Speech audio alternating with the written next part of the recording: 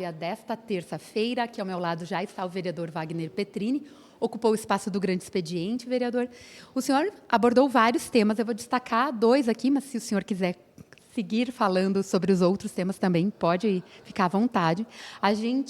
O senhor trouxe a questão das moradias populares na comunidade de São Genaro, que o senhor acompanhou as obras lá, e também a reinauguração da UBS do Mariani, a UBS tão esperada naquela região. Bom dia. Bom dia, Carol. Bom dia novamente para quem nos acompanha. Estava há pouco, ocupando a tribuna. Mas sim, a gente fala de 2 pautas importantíssimas para a nossa comunidade, que é habitação e saúde.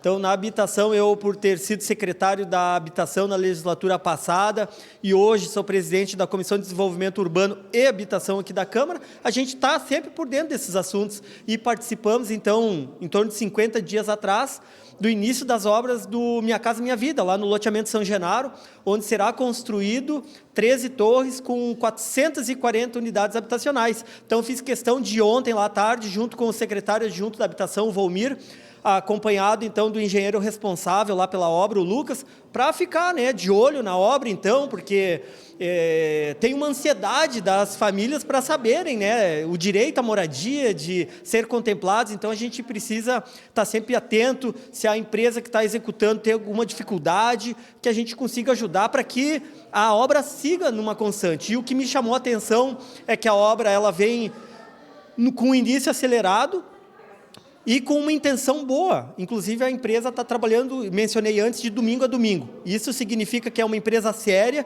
e está com, como que se diz, com compromisso de uma entrega rápida à nossa comunidade. Então, eu fiz questão de ir lá e anunciar também um novo pacote do governo federal a nível de habitação aqui para o município, quer dizer, a nível de Brasil, mas que é interessante aqui para o município de Caxias do Sul. E a outra pauta, sim, a UBS, a inauguração da UBS Mariani, onde ela foi fechada por uma reforma, ela ficou praticamente uma UBS nova. E aí eu fiz questão de falar do governo, a Diló, nessa questão da saúde, porque a gente sabe que a cidade é grande e a gente tem muito déficit nessa área que é a saúde. E o governo vem trabalhando muito, início de governo, entregou a reforma da UBS Esplanada, começou com a telemedicina, que é a saúde e agora, ontem, a gente participou, então, no final do dia, na entrega da reforma da UBS Mariani. Muito obrigada, vereador, pelos esclarecimentos aqui. A gente segue acompanhando o trabalho de vocês, que é tão importante na cidade.